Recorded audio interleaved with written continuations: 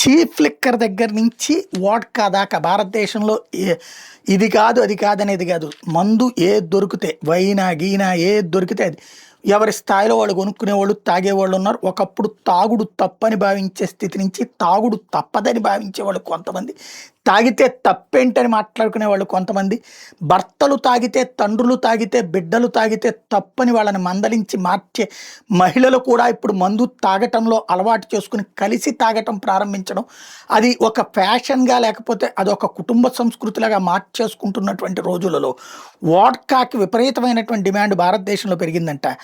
Russia vodka exports గత 2 సంవత్సరాల్లో విపరీతంగా భారతదేశానికి పెరిగిందంట. జనవరి అక్టోబర్ మధ్యలో $8,20,000 విలువైనటువంటి వోడ్కా మనం దిగుమతి చేసుకున్నామట. అది గతంలో అక్టోబర్ 2023తో పోల్చుకుంటే విపరీతమైనటువంటి పెరుగుదలట. ఇది Indian commerce industry ministry data ప్రకారం చెప్తున్నటువంటి అంశం.